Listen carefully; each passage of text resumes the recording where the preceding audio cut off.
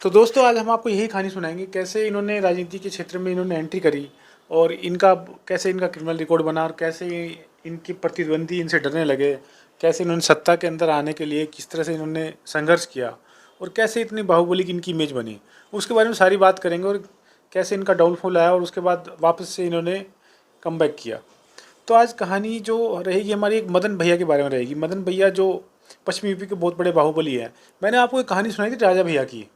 राजा भैया जो जिनको कुंडा का जो राजा भी कहा जाता है, ऐसे ही एक पैरेलल है मदन भैया। इनका पश्चिमी यूपी में बहुत ज़्यादा वर्चस्व है और कहते हैं कि जब ये खतौली क्षेत्र है एक मुजफ्फरनगर का, यहाँ से इलेक्शन लड़ते हैं तो राइवल्स डर के मारे पीछे हट जाते हैं। और इवन इनके बारे में कहते हैं कि जब जी जेल में थे तो जेल से भी इन्होंने इलेक्शन लड़ा, उसकी कहानी मैं आपको बताऊँगा। तो कहानी की शुरुआत हम करते हैं मदन भैया की। मदन भैया का असली नाम है मदन कसाना। इनका जन्म जो है यूपी में एक क्षेत्र है बागपत, एक किसान परिवार में मदन भैया का जन्म होता है। उसके बाद कहा जाता है कि बचपन से जिद्दी, लड़ाकू और दबंग स्वभाव के थे। पढ़ाई लिखाई में इनका मन कम लगता था और कुश्ती और दंगल में ज़्यादा इनका व्यवहार रहता था। धीरे धीरे मदन भैया बड़ा होने लगा। उसके बाद छोटी उम्र में ही गाँव के झगड़ों में मदन भैया का नाम आने लगा। इसी से इनकी धीरे धीरे जो इमेज बनने लगी एक दबंग, गांव के दबंग की बनने लगी और यही बाद में एक बाहुबली नेता के रूप में कन्वर्ट हो गया। अब 1980s की बात है। यहाँ पे जो पश्चिमी यूपी में जातीय हिंसा और जो ज़मीन के झगड़े थे और पंचायत की जो रंजिशें थी वो बहुत ज़्यादा चल रही थी। आरोप ये लगा कि इन्हीं हालातों के बीच में मदन भैया ने पहली बार जो है हिंसा का रास्ता अपना लिया था। शुरुआत में इनके ऊपर केस जो लगे थे मारपीट के लगे थे, धमकी देने के लगे थे और धीरे धीरे नाम इनका बढ़ता गया। तो रंगदारी में और कब्जे और ज़मीन के कब्जे इन सब में इनका नाम आने लगा। हालांकि ये सब आरोप हैं क्योंकि सब केसेस जो इनके हैं कुछ में इनको जो सज़ा हुई वो इनमें बाहर आ गए। इनकी अभी अपील अगर पेंडिंग है तो ये सब आरोप हैं इनके खिलाफ। लेकिन विरोधी कहते हैं इनके खिलाफ इतने ज़्यादा इनका मसल पावर इनके अंदर, कोई भी इनके खिलाफ जो है गवाही देने के लिए तैयार नहीं होता और ये हर बार आरोपों से बरी होकर बाहर आ जाते हैं। अभी भी ये कुछ केस इनके चल रहे हैं, 6-7 केस इनके अभी पेंडिंग है जो जिनमें ये अभी बेल पे भी हैं, लेकिन ये अभी भी इलेक्शन लड़ रहे हैं। और बार बार इलेक्शन लड़ने के बाद बताया जाता है कि 5 बार ये इलेक्शन लड़े और 5 बार मतलब ये एमएलए रहे हैं और 2 बार ये हार गए। मतलब टोटल 7 बार इन्होंने इलेक्शन लड़ा और 5 बार ये इलेक्शन जीते। लगातार 5 बार आदमी को एमएलए रहा है, ये बहुत बड़ी बात है आदमी। और यहाँ तक कि एक बार ये जेल में थे तब भी इन्होंने इलेक्शन लड़ा। एक किस्सा था कि जब ये जेल में इनको कर दिया विरोधियों ने, इनके ऊपर एनएसए लगा के और बाकी धाराएँ लगा के, तो इन्होंने लगा कि अब तो मैं इलेक्शन हार जाऊँगा। तो एक समय में मुलायम सिंह के जो इनके बहुत घनिष्ठ मित्र थे, इनको लगा कि मुलायम सिंह मेरे लिए प्रचार करके मैं जीत जाऊँगा। उस समय में बताते हैं कि मुलायम सिंह के पैर में चोट लग गई और मुलायम सिंह ने इनके लिए प्रचार किया, तब चोट लगने के बावजूद भी। उसके बाद ये जेल में बैठे बैठे जेल से जीत गए। तो उसके बाद इनके बड़ा फेमस हो गया कि ऐसा व्यक्ति भी है कोई बिना प्रचार करे जेल से बैठे बैठे जीत सकता है। इसके बाद इनकी बाहुबली की बहुत बड़ी इमेज बन गई। अब मैं इनकी क्राइम की जो बात बता रहा था आपको, पश्चिमी यूपी में उस टाइम में जो गैंग का जो वर्चस्व बढ़ता जा रहा था, कोई गैंग किसी को मारा था, कोई गैंग किसी को मारता। तो 90s के जो दशक में क्या था, शुरुआत में था मदन भैया का नाम पहली बार गैंगवार की दुनिया से जुड़ता है।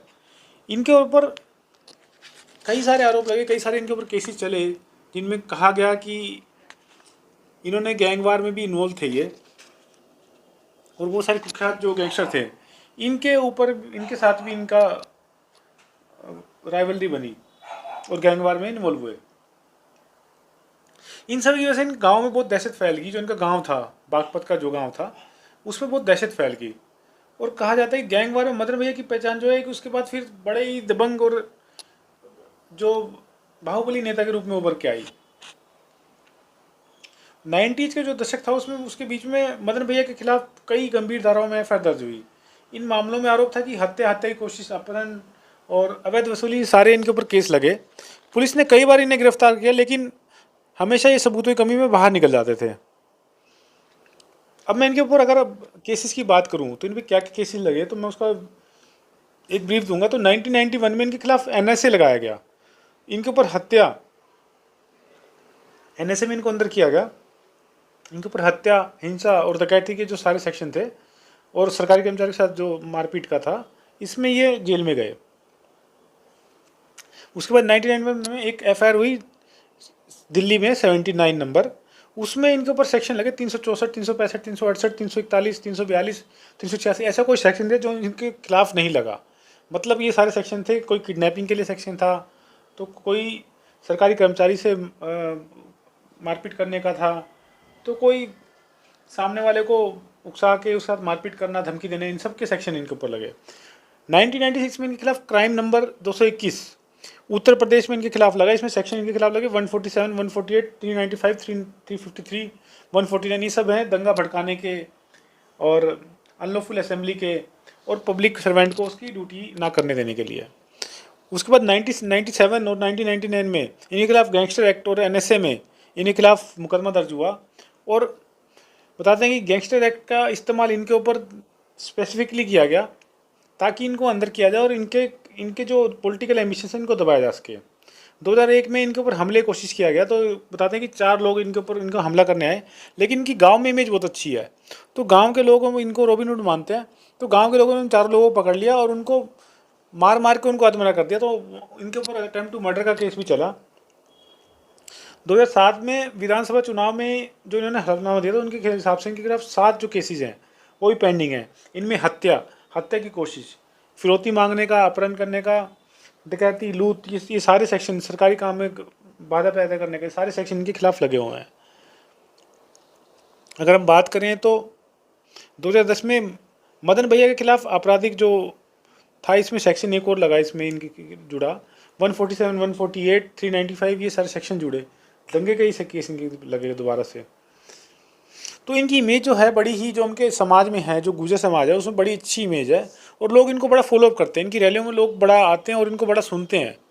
एक इनके बारे में एक कहावत एक बड़ी फेमस है कि जब पुलिस वालों ने इनको अरेस्ट करने लगाए और इनको पकड़ने लगे, और तो ये उस समय टिकैत जी के पास जा रहे थे उनसे मिलने के लिए, अभी कुछ समय पहले की बात है। तो जब इन्होंने पुलिस ने इनको अरेस्ट किया और गेट बंद कर दिए, तो ये दीवार फांद के और उसके बाद जंगल के रास्ते जाके टिकैत से मिलने के लिए चले गए।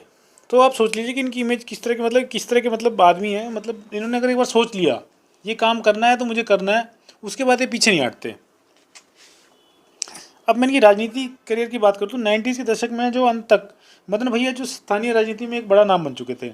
समाजवादी से ही पार्टी से इनका जुड़ाव होने लगा और यहीं से इन्होंने चुनाव लड़ना शुरू कर दिया। गांव वाले इनको गांव का रखवाला कहते थे, तो विरोधी इनको गुंडों वाला विधायक कहते थे। धीरे धीरे सत्ता की सीढ़ियाँ चढ़ते गए और इनके खिलाफ जो केस बढ़ते गए। 2000 में एक जो बड़ा हाई प्रोफाइल केस हुआ था, मर्डर केस, गंगाराम कश्यप हत्याकांड, उसमें राजनीतिक रंजिश का जो आरोप लगा था, इसमें इनका इन्वॉल्वमेंट आया। कई नेता और व्यापारियों से इनकी रंगदारी का भी इनके ऊपर केस लगा। अदालत में हालांकि इनको बहुत सारे केसों में बरी कर दिया, लेकिन अब भी कहा जाता है कि मदन भैया की इन सब के पीछे एक बड़ी साजिश है और मदन भैया हमेशा गवाहों को धमका के बयान पर लुटवा देते हैं। अगर हम फिलहाल की बात करें तो अभी भी ये खतौली एक विधानसभा है मुजफ्फरनगर में, वहाँ से अभी भी ये दोबारा से MLA चुन के आए हैं और अभी भी ये गांव में और अपने एरिया में काफ़ी फेमस है। स्थानीय लोगों के बीच में मदन भैया के किस्से बहुत फेमस है और कहा जाता है कि उनकी काफिले में जो गाड़ियाँ चलती हैं, उनकी हेडलाइट है, जब दिखती है तो गाँव में जो उनके विरोधी हैं वो डर के मारे छुप जाते हैं जाके। विरोधियों का ये भी कहना है कि उनके खिलाफ जो भी बात करता है उसको रातों रात ये गायब करवा देते हैं। लेकिन इनके जो समर्थक हैं वो कहते हैं कि ये सब सिर्फ इनके जो राजनीतिक संजिश है इनके खिलाफ की गई। जैसे राजा भैया बोलते हैं कि मेरे को झूठा फंसाया गया, वैसे ये भी कहते हैं। लेकिन हकीकत तो सोसाइटी और इनके साथ वाले लोग जो भी इनको वोट डालते हैं सब लोग जानते हैं। जैसे जैसे यूपी की राजनीति में नए नए चेहरे आते गए, वैसे वैसे मदन भैया का प्रभाव भी धीरे धीरे कम होने लगा।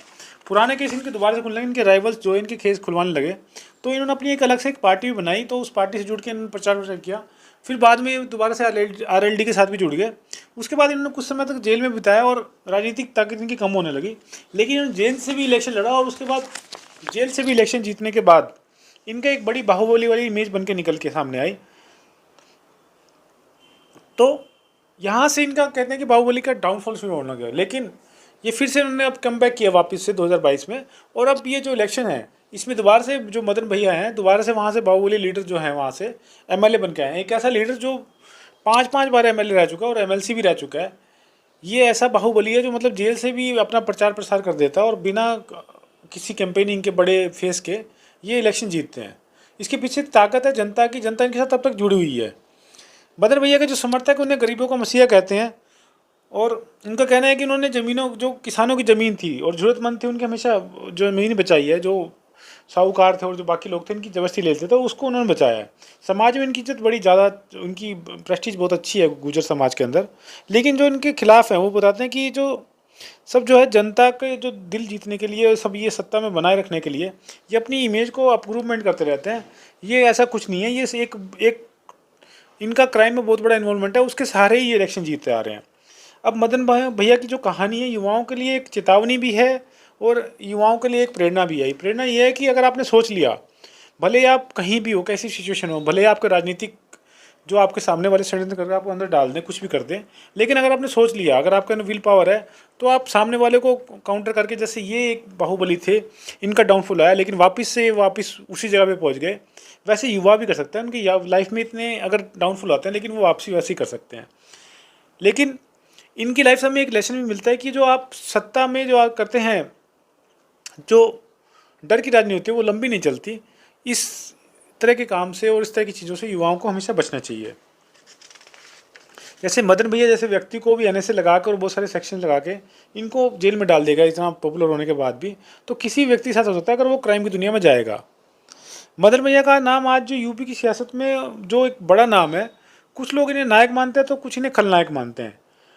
लेकिन जो अपराध और जो सत्ता के जो इनके जो कोलैबोरेशन है, इनका रिश्ता उससे बहुत ही गहरा है।